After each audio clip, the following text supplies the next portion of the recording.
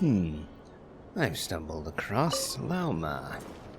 One more anecdote for us. It seems she has a feline companion. Though it's not Nefer's cat, just a regular cat by the looks of it.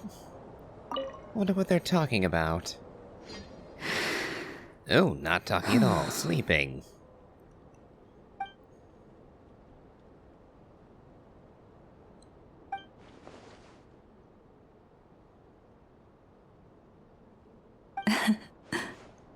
You woke up quickly. Sorry if I woke you up. There's no need to apologize. I wasn't sleeping, merely resting my eyes. Besides, this child heard your footsteps and told me of your approach. Animals sense more than we humans. No doubt this is a blessing from the Creator. Well, thank you, little kitty. I didn't want to disturb her. But if you told her, it means I didn't surprise her, at least. What did it say? It acknowledges you as a kind soul. This child persuaded me to trick you by pretending to fall asleep. Let's see if he spies on you or tries to steal your food. It's a good job I didn't reach my hand out then. Though I have faith in your noble character, even I couldn't help but be a little bit curious about what you would do. Besides, it seemed harmless enough. Can you forgive us? No harm, no foul. Oh, I completely forgot to ask. What is it that brings you here? I just came by to check in on you. So that's how it is. I thank you for your concern. All is well with me. As it so happens, we received a large amount of fresh fruit today. Perhaps you'd like to eat some with me? Gladly. Does the cat eat fruit too? Generally no, cats don't eat fruit. They are very much carnivorous. It doesn't wish to leave us. After a lot of lounging around, it's enjoying the commotion. Oh, and I noticed it has a friend under the table, too. May your road ahead be smooth. I hope so. But you never know what will happen, do you? Let's see. We'll do a quick glance around, but this was the only anecdote I saw. Yep, and so far there have been absolutely no anecdotes in the Kuvaki Experimental Design Bureau. I rather doubt that Centrone would be all that fond of us dropping in as guests. Oh well, guess that'll be all for now.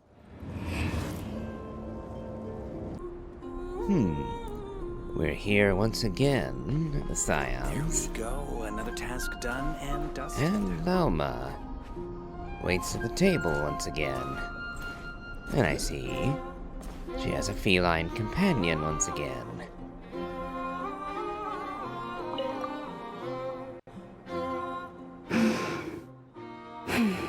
Is she pretending to sleep again? Or has she actually fallen asleep this time?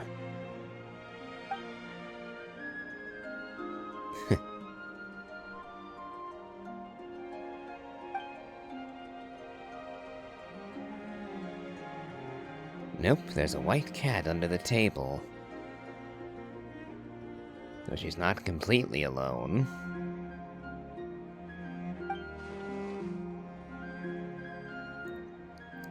Now I wonder what the traveler is going to do. Hello. It's you, traveler. I trust you're well. Were you having a nightmare? I do hope it had nothing to do with Wilhelmina. That was a rather unpleasant encounter, and we haven't seen or heard word of her since. so I'd imagine that'd be weighing on your mind enough to have nightmares about. You don't have to talk about it if you don't want to. No, that's not it at all. It's just, my antlers are quite heavy. I almost toppled over.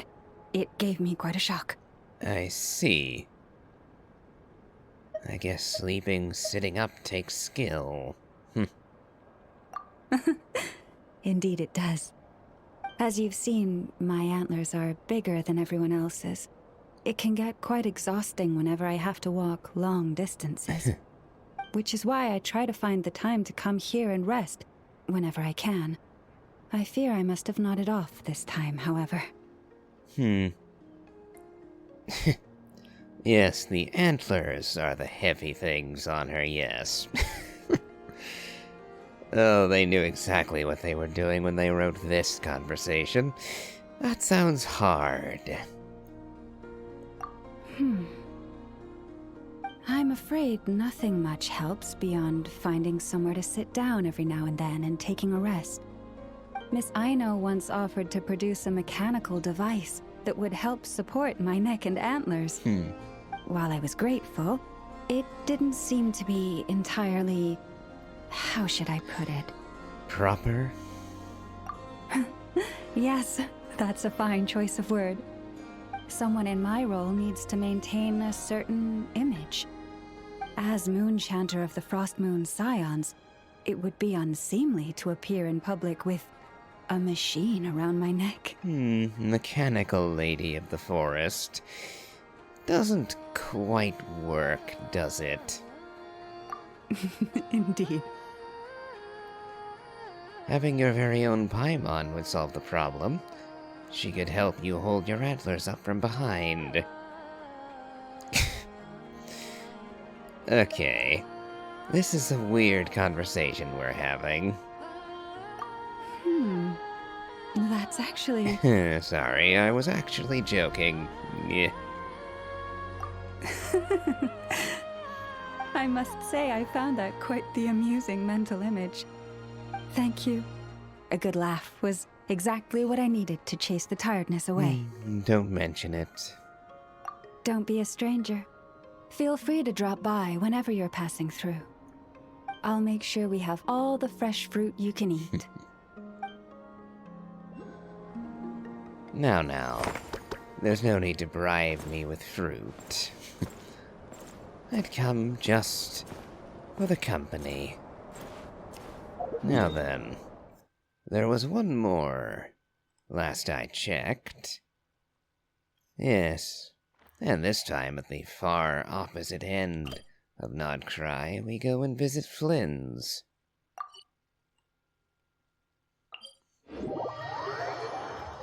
I'm going to have to check and see if there's a fast travel point on the cemetery island itself.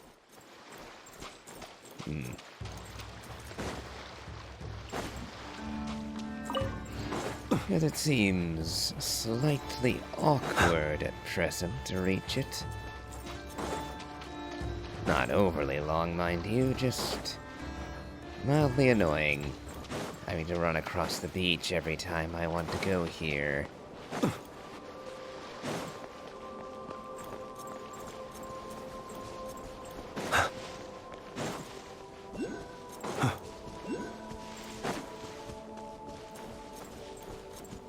There you are. And we'll pretend that Inefa is coming to visit him, so that we don't have dueling Flynns to deal with.